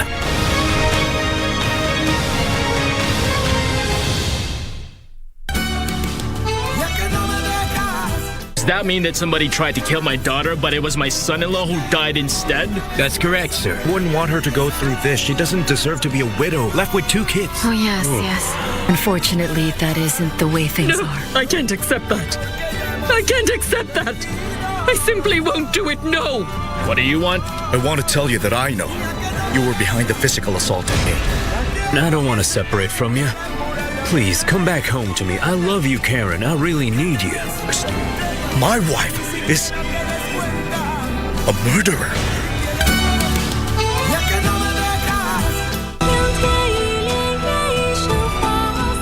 And right now, there's no one else that I can trust. I wish somebody would have told me that before I lost the throne and was thrown into a prison cell. Are you still hoping you can marry Prince Genova? You've never even seen him before, have you? How are you so infatuated with him? Why don't we just call the whole thing off? We can't do that. He has a wife back at home. Huh?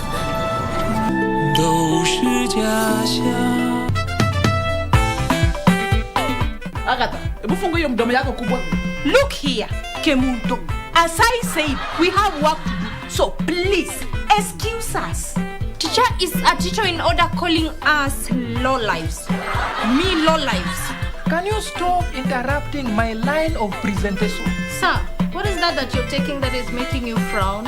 No, this is chamomile tea with a pinch of turmeric, cardamom and cinnamon. All of you are rusas, I'm telling you. Rusas nyinyi wote.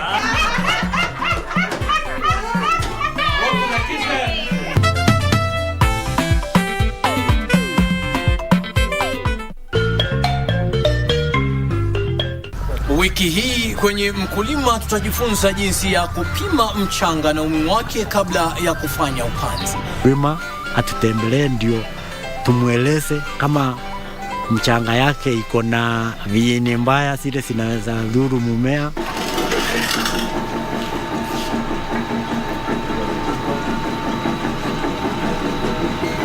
Ungana nasi Jumapili saa 9:30 hapa KBC Channel 1 kwa uondo kamili.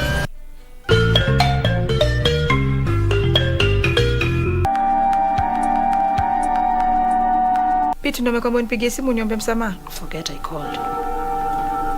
Shida gani kukataza kwenda kwa Christine usikiagi? Ona bala sasa. Kuna mtu anakuanga side yangu kwa hii family. Ukijana anatumia Jane vibaya sana. You know, sometimes love can be blinding. Unaweza ongea na yeye?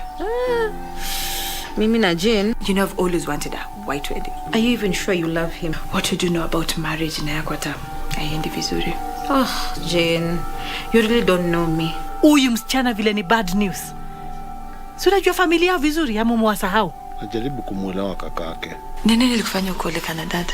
Ulikuwa unampenda? Bado ninampenda. Sijaiacha kupenda babako. Na unampendea nini? Usinisumbulie mtoto, niko na mmoja, mimi sina watoto wengine nje. Huyo ni mtu mzima sasa. Kwa hivyo leo na kinyangarika tu chochote ndio ufurahi, si ndio?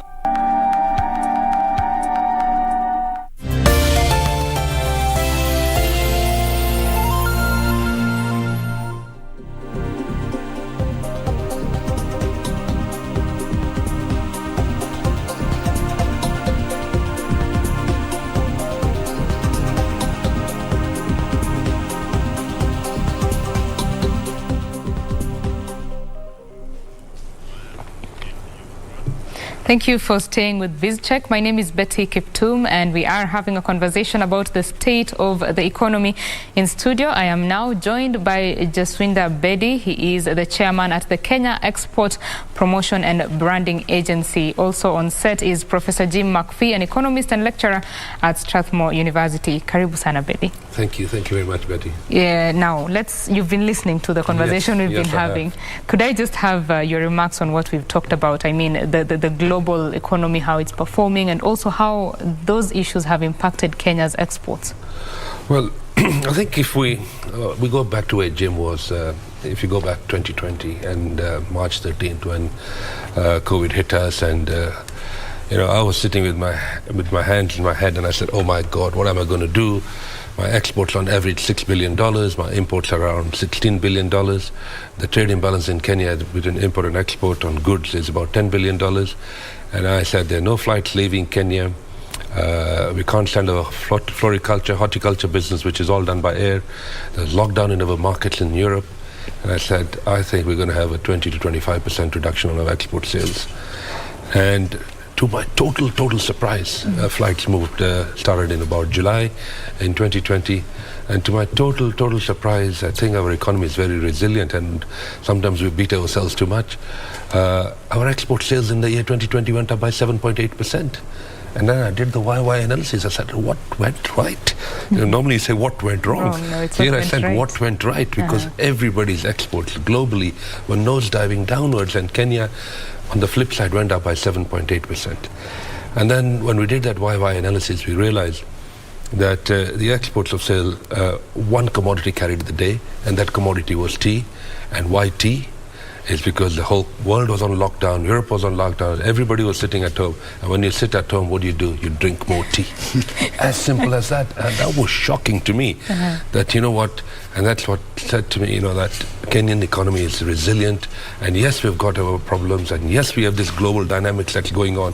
But in these global dynamics, I was looking at the stats this morning on exports from Kenya, 2020 to 2021. Last year, our exports went up by 15%. Over 12 months. COVID year went up by 7.8% the previous year. So we went up by 97 billion shillings. So which is an all-time high record if you look at it that way. Because we hit 739 billion shillings is our exports 2021. But on the flip side, our balance of trade, imports have also gone up. Our imports in 2020 were about 1.4 billion shillings. Or $14 billion, and now it's about 2.1 billion shilling. So we had a 500 million increase in imports.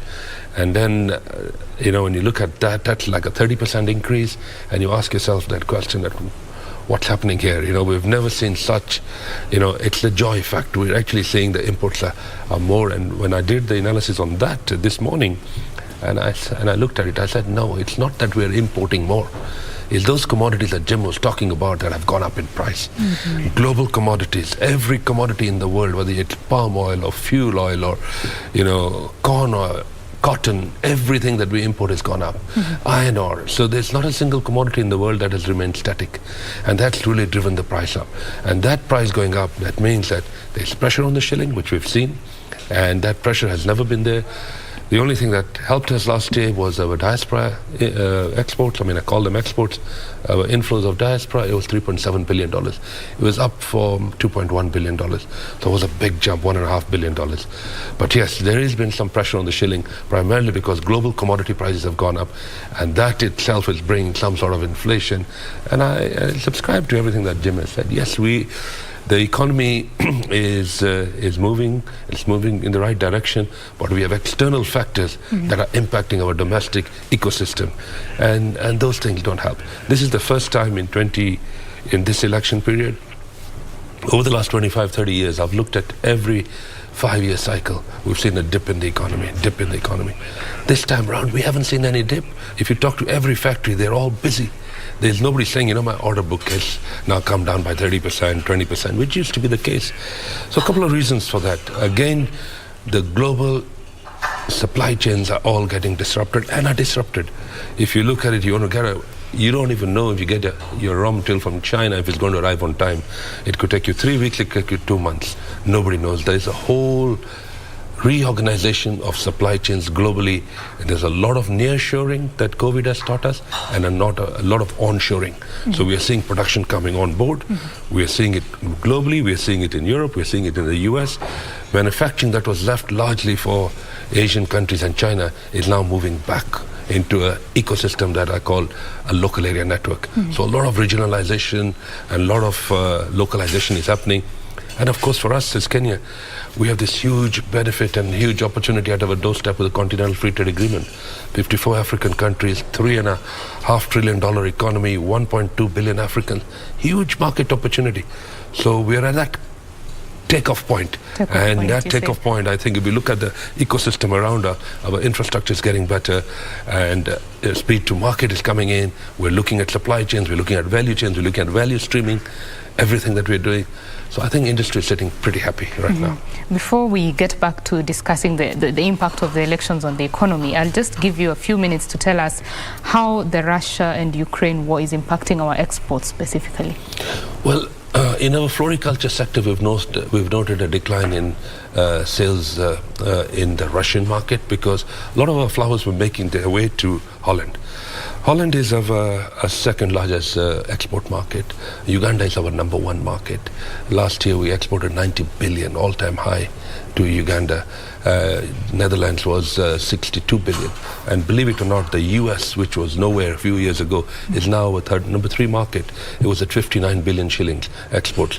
We've just overtaken the UK, which was at 58 billion. So if you look at that Russia-Ukraine impact, yes, it's impacting certain sectors like the floriculture sector, but largely those exports were destined to Russia via Holland, so they were booked at sales to Netherlands, and then they were by truck making their way. So that we've seen an impact on that. We've seen some price pressure because of that. So the auctions are now selling our roses and our flowers at a slightly lower price. And then again, summertime, it never helps. So right now we're in summer, even European flowers on bloom in Holland and all that. So we have a little pressure on that one sector only. The horticulture sector. Well, KNBS was saying that between January to March, 13 billion of exports from Russia to Kenya, that's imports now, were impacted. Well, yes, you see, Russia is not a very large trading partner of Kenya. Okay. And so, yes, well, it does impact us. It's in the grand scheme of things, it's not one of our top 10 trading partners. All right. And I was in Portugal last week with His Excellency the President, and I spoke to the Portuguese business community. And I looked at the numbers, and they were shocking. Our exports to Portugal are $8 million. Their exports to Kenya are $15 million. Our bilateral trade is $23 million. And I'm looking at it and I said, we've been in business or doing business or we've been trading with each other since 1498 when Vasco da Gama came here. 524 years later, $23 million? Come on, there's something seriously wrong. Yeah. So yes, so what my job is right now to look at how we can diversify our markets rather than relying on the traditional markets. You wouldn't believe it, 66% of our exports are going to 10 markets and they've been doing those 10 markets for the last 20 years or 30 years. So it's time to diversify our basket of products and our markets. So that's what we're doing aggressively so that we don't get hit by shocks, because in those, if 60% or more than 60% of export are going to be impacted on 10 markets, and those 10 markets go up on flames, we're shafted. So we need to start thinking smart. Mm-hmm. And the way of thinking smart is, what else can we do? Where else can we go? I'm also thinking of, right now, with the inclusion of DRC into the East African community, that's 90 million people. It's huge. All of a sudden, the size of the pie is increasing. Our size of the pie combined is about $300 billion in East Africa and 7 African countries. Next week, we have the EAC Heads of State Summit in Arusha. And we need to start thinking smart. And in thinking smart, I've got, and we can do a lot of facilitation to our exporters by creating Kenya House in the region, Kenya House in Kinshasa. That means our goods end up in a facility that's owned by, doesn't have to be owned, can be leased by Kenya government, a bonded facility, and then we talk to our manufacturers, we consolidate cargo in containers as opposed to be one factory doing a whole container. That's been the case. So we change the model a little bit and allow a bigger participant manufacturing fraternity to actually put everything in that Kenya house and then let goods go out. It's duty free anyway. You pay your local taxes, VAT and what have you. And we're thinking of doing that with the DRC and then doing that with the Continental Free Trade Agreement in West Africa. So you'll see a big landscape change because we will take our exporters to the marketplace. Interesting pointers there, the diversification and also seeking new markets, moving away from the traditional markets. Jim, if you have something to comment on what he has said and also while at it. I have to warn you about one thing actually. For Betty, okay, the glass is 3/4 full. For me, it's a quarter empty. So, I have say noticed 3/4 that because obviously you're in. You see, for example, one of the problems here is that if you go to the Eastern DRC, now the Eastern DRC is in chaos at the moment because you've got Rwandan forces there, you've got Ugandan forces, you've got militants, so it's in a state of chaos at the moment. But if you go to Goma, to go from Goma to the sea, it's shorter to go from Goma to Mombasa than to go from Goma to Kinshasa. And we talk about Kinshasa as if you're flying into Kinshasa, it's very, very close, okay? But as you go over there, you just fly over forests and more forests and more forests, and you just don't believe that there are so many forests in the world. But the fact is, you see, that to get our goods to those 90 million people is not going to be as easy as some of us say. Now, it's very easy for James Mwangi to go into Kinshasa and start up a branch. Really, it's a branch of equity there. He's a really hands-on man. He goes and he makes absolutely sure. When, for example, Equity put their whole banking system on a computer system, they actually, were spending nights up at the Methodist Guest House with James Mwangi actually pushing the people there. And he did the same for their subsidiary now, which is in Kinshasa. Now, to do that is easy. But to get your container from, let's say, Nairobi, across to Kinshasa, it's probably easier to take it to Mombasa, take it right round the Cape of Good Hope, and hope that it's going to get to Kinshasa, at a lower cost than, for example, Nigeria or the whole of Europe. And that's our big problem. I think, for example, down at Lubumbashi, there's certainly a route for us to go there, okay? Because, we do export quite a lot down to Zambia, down to even to Zimbabwe. Not so much because you'll tell me the actual number, okay, and that number was not going to be a big number. But I think it's, I feel that, when we talk about, this increase of 90 million people, are those 90 million Americans? Because the spending power of the 90 million Americans is what is going to determine our trade. You're talking that US is now the number 3 export country for Kenya. That's really because of the clothing. Absolutely. Okay? So in this case here, you see, you've got to have buying power. And, you know, when you look at the DRC, unfortunately, it's a bit of a chaotic place, okay? It's obviously got a tremendous amount of potential.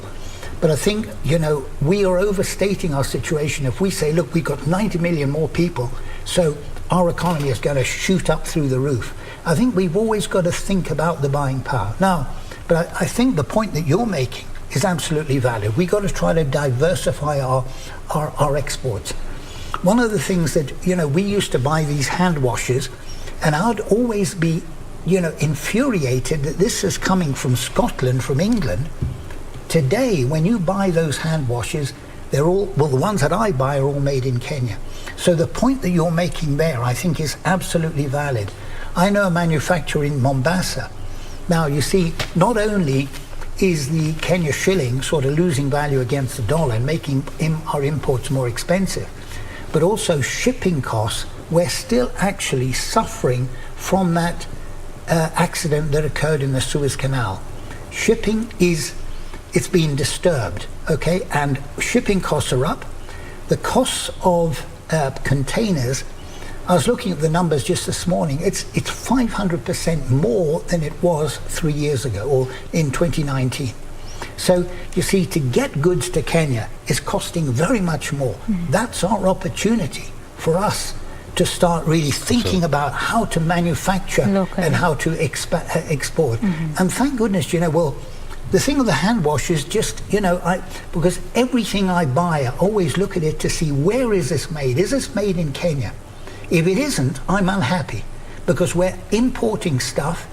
The soap, everything that I buy is almost made in Kenya, including Tusker, okay? But, you know, in this particular, and it's there for 100 years now. But the position is, some things I actually buy but they're made in the UAE, well, in Dubai. They could be made in Kenya. But, you know, this is where I think we've got to think about NEMA, we've got to think about the counties, we've got to think about Kenya, rather than, I'm the governor of this county, so you begin, as one of the governors of one of the counties told a contractor friend of mine, you want to build low-cost housing here? You begin by paying me 1 million shillings. Is that for the good of Kenya? No, of course not. Isn't. Betty, So, I'll give you a chance to just reply to what he said and how you're surmounting those challenges he has brought up. Well, you see, there are serious opportunities, like I said. And yes, we've relied heavily on an imported supply chain. And not only us, the entire world. COVID brought a new realization that, you know what, we need to start manufacturing locally. And I give you my own example. If it was not for His Excellency the President, who called me on the 13th of March 2020 and said to me exact words, Betty, I need your help. I said, yes, Your Excellency. He says, our medics are totally exposed. We have no PPE and we don't know what to do. The countries that we used to traditionally buy from, Turkey, India, China, nobody wants to sell. Everybody became very protective, and everybody wanted to keep those PPEs for themselves. That showed a very selfish global world that we're living in. And that selfish global world, you know, it hit the right chord for us as well. We also need to start becoming very, very selfish in terms of how are we going to carry on. To cut a long story short, I was the first factory in Kenya who started making PPEs, and not only me, we encouraged so many others, and we did not import any PPEs into Kenya, and we managed the pandemic. So where there's a will, there's a way, and sometimes these global misfortunes actually create supply chains around it. And if you look at South Africa, why do they make so many goods as opposed to Kenya? Because all those years of sanctions, you had to innovate. You have to do something yourself. You cannot rely. And I see this new opportunity right now. And yes, there's a lot of things that are still being made out in Dubai or whatever, but we are seeing more and more being made in Kenya because just the sheer cost to import finished goods or raw material goods are so much higher. So if you have a localized supply chain, a regionalized supply chain, I think it's a winner. And we are noticing that, and we've seen it. Our industry this year, 3 weeks into elections, has not felt the heat. And I can tell you for the last 35 years, we've seen 20 to 30% drop in our manufacturing. Yeah. Just because, I mean, we have a flu every 5 years. This year we've not had a flu. I think we had a bad COVID. That overtook the flu. That overtook the flu. Quite interesting. We are coming to an end of the conversation in about 3 minutes. So I'll give each one of you 1 minute 30 seconds to just give us your closing remarks and what you foresee for the near future, or the remainder of the year, considering the elections are coming up, and what you foresee in terms of even the global pressures coming down. Go ahead. Well, Jim. number one, it's been raining in Mombasa. The maize is doing really well there. So, because many of us are thinking, well, okay, we're waiting for the short rains, but that maize may actually help us quite significantly. But, what I feel is, let us not be people who say, look, what is the government doing for me? Let's be people who say, look, we got a problem, let's fix it. And that means that each one of us, every single Kenyan, I tell my students, look, Kenya works if you and I make it work. It doesn't work just simply because the sun comes up, we get rain. If we really wanted to, we have rain-fed agriculture. But we have people who are ready to actually water their plants, okay, and make them grow. And I do that every weekend at Strathmore University. I have a whole lot of trees which I'm growing there, but I grow trees. I don't plant them, I grow them. And that's what we've got to do in Kenya. We've got to change our mindset. What is the government? This morning, in fact, Peter Munya was saying, well, the government has got to spend more money on agriculture. Look, agriculture is a business.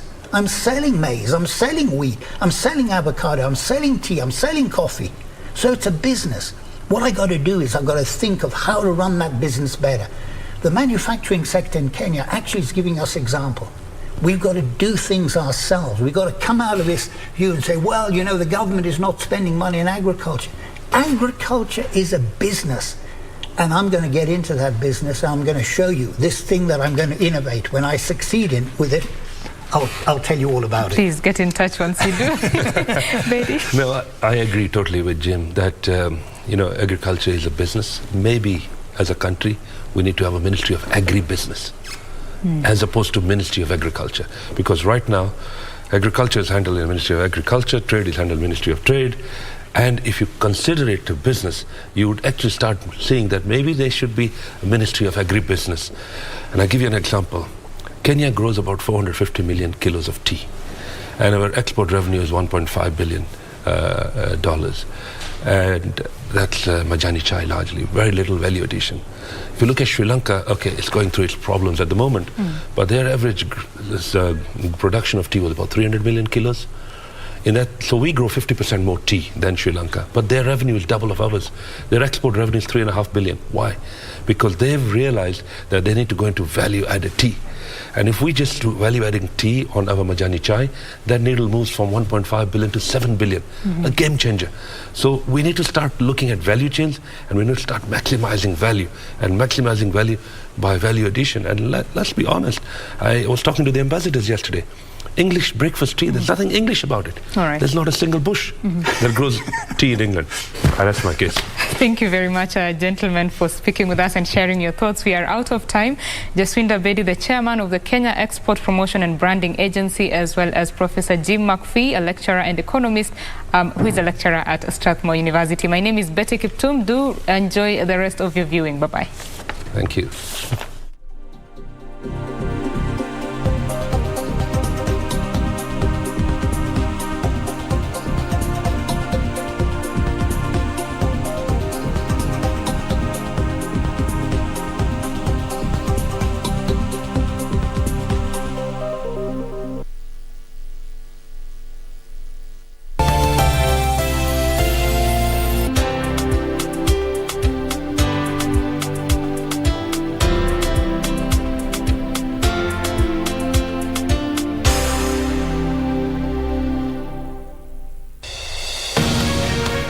Gubernatorial race in Makueni County is on. Candidates are lining up to showcase their development agenda. Don't miss out this Thursday on 14th July. Tune in to KBC Channel 1 from 9:50 p.m. for a live Makueni County gubernatorial debate from Acacia Hotel, Watertown.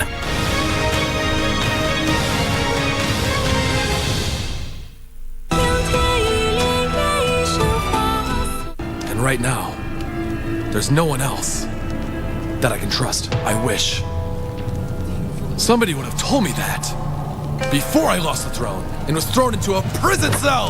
Are you still hoping you can marry Prince Genova? You've never even seen him before, have you? How are you so infatuated with him? Why don't we just call the whole thing off? We can't do that. He has a wife back at home. Huh?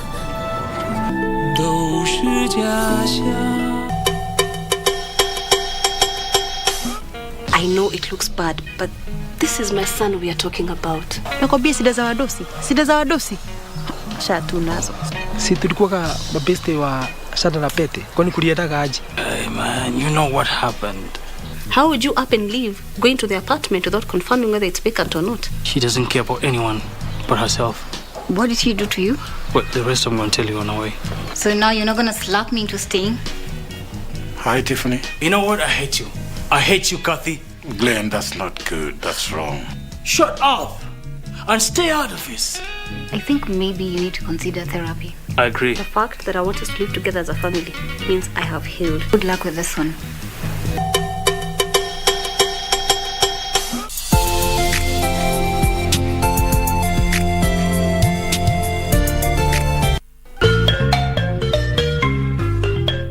Wiki hii kwenye mkulima tutajifunza jinsi ya kupima mchanga na umuhimu wake kabla ya kufanya upanzi. Wima atutembelee ndio tumueleze kama mchanga yake iko na viini mbaya zile zinaweza dhuru mumea.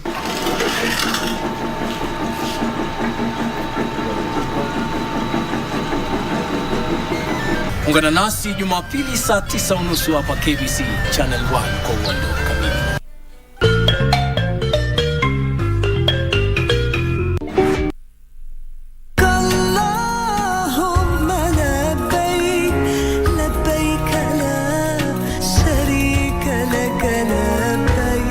Uislamu ni usafi na hivyo basi tuwe wenye kuwa wasafi. Lakini usafi ni miongoni mwa usafi ni kutumia maji.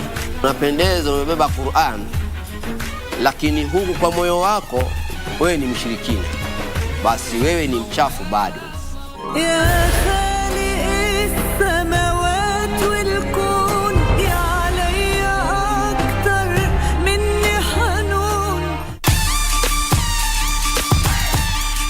Mexico has also been known for being home to one of the most spectacular forms of pro wrestling ever, Lucha Libre. Major League Wrestling competes with the grandest Lucha Libre organization in the world, AAA.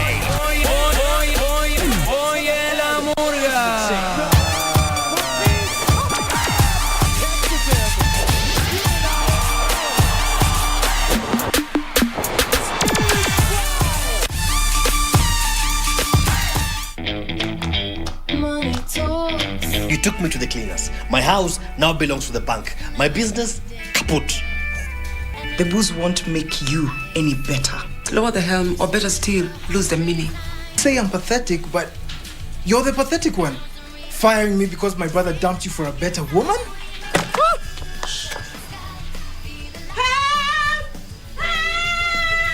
Would you like to scream some more? Money talks.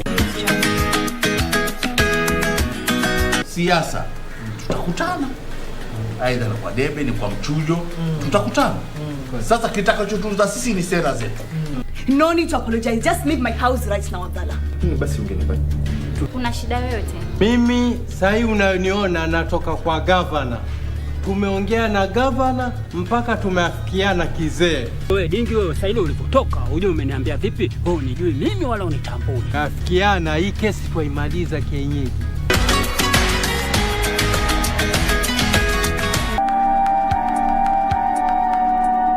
Pete ndo amekwambia nipigie simu niombe msamaha. Forget I called. Shida gani kukataza kwenda kwa Christine usikiagi? Ona bala sasa. Hakuna mtu anakuanga side yangu kwa hii family. Ukijana anatumia Jane vibaya sana. You know, sometimes love can be blinding. Unaweza ongea na yeye?